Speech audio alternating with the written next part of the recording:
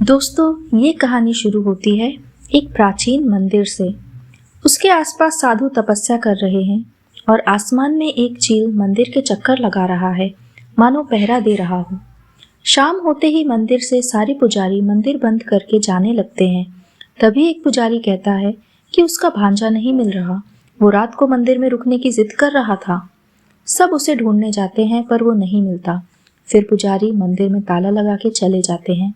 अंधेरा होते ही लड़के को मंदिर में अजीब चीजें दिखने लगती हैं और अचानक उसके सामने एक बहुत बड़ा सांप आके खड़ा हो जाता है। टीवी पर पुरातन काल की मूर्तियों की तस्करी के बारे में न्यूज आती है और तभी एएसआई बोर्ड रूम में इमरजेंसी मीटिंग होती है। आइडल स्मगलिंग माफिया को पकड़ने के लिए उसके हेड को पकड़ना जरूरी है। उसके हेड का नाम है सैंस फरेरो। उसे पकड़ने के लिए एक एएसआई ऑफिसर जिम्मेदारी ले लेता है।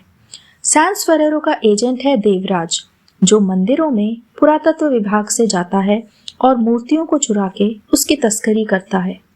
आर्कियोलॉजिकल डिपार्टमेंट से उसका साथी अर्जुन उसके हर प्रोजेक्ट में साथ देता है और चुराई हुई मूर्तियों की डुप्लीकेट कॉपी बनाकर मंदिर में रख देता है।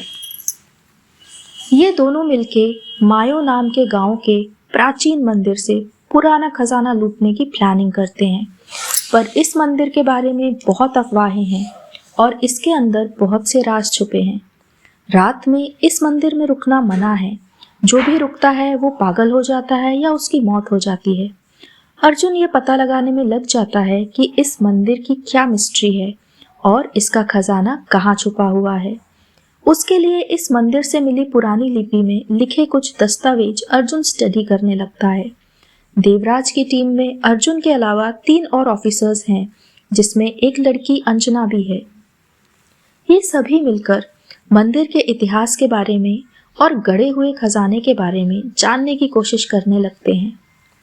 मंदिर में एक कहानी प्रचलित है कि जब महाभारत के युद्ध में सभी कौरवों की मृत्यु हो गई तो कुंती ने दुखी हृदय से कृष्ण को श्राप दिया कि जिस प्रकार मैं अपने सभी पुत्रों को खोकर दुखी हूँ, वैसे ही तू भी अपने अंशों को खो देगा और इसी दुख को भोगेगा। इसको सुनते ही भगवान श्री कृष्ण बहुत व्यथित हो गए और उदास मन से जंगल में एक पेड़ के नीचे जाके बैठ गए। वहां उनने दुखी मन से बांसुरी बजाई। उस समय आकाश से गंधर्व गुजर रहे थे। वो श्री कृष्ण को खुश करने के लिए उस बांसुरी की धुन पर संगीत बजाने लगे। इतना मधुर संगीत सुनकर श्री कृष्ण मोहित हो गए। उनके हाथ से बांसुरी गिर गई और वो सो गए। कहते हैं आज भी हर रात गंधर्व इस मंदिर में आते हैं और नृत्य करते हैं और श्री कृष्ण की निद्रा की रक्षा आज भी कालिया नाग करता है। मंदिर में श्री कृष्ण की बहुत विशाल शयन करती हुई मूर्ति है। उस मूर्ति के नीचे सुरंग होगी जो तहखाने तक जाती होगी। ऐसा सोचकर वो मंदिर को डिजिटल गैजेट्स के साथ स्कैन करने लगते हैं। तभी अर्जुन को एक गांव वाले से पता चलता है कि मंदिर के पीछे एक पहाड़ है, उसमें कई खजाने छुपे हैं और ये मंदिर और पहाड़ ही गांव की रक्षा करते हैं। वो कहता है कि रात में मंदिर में जाने वाले भ्रमित हो जाते हैं, इसलिए वहां रात में जाना मना है। तभी अर्जुन को पता चलता है कि श्री कृष्ण की सोने की मुरली भी इसी मंदिर में कहीं छुपी हुई है।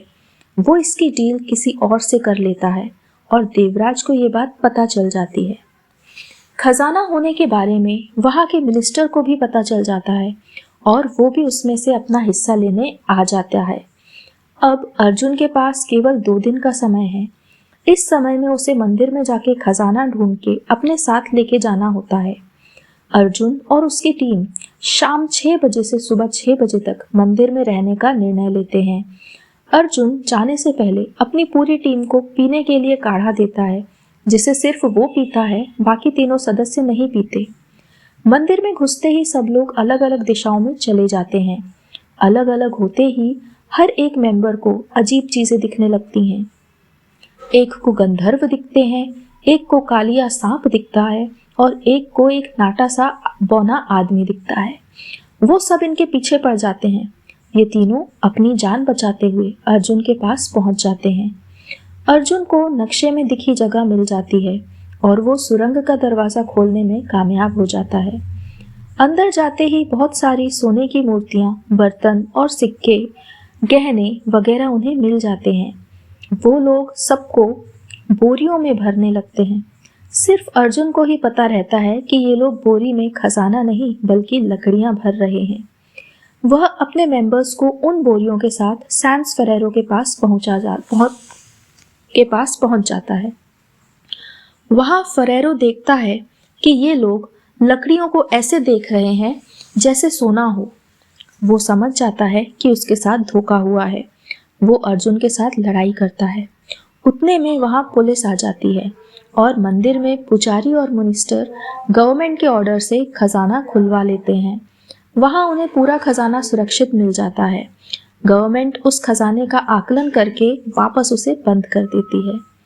इधर देवराज को सैंस फेरेरो का एजेंट होने के लिए गिरफ्तार कर लिया जाता है। दोस्तों, असल में उस मंदिर में रात में एक फूल खिलता था जिसकी खुशबू से सबको हेलुसिनेशंस होने लगते थे। अर्जुन, जो कि काढ़ा सबको दिया था, उसी फूल की खुशबू से बचने के लिए दिया था, पर उसके अलावा वो काढ़ा किसी ने नहीं पिया।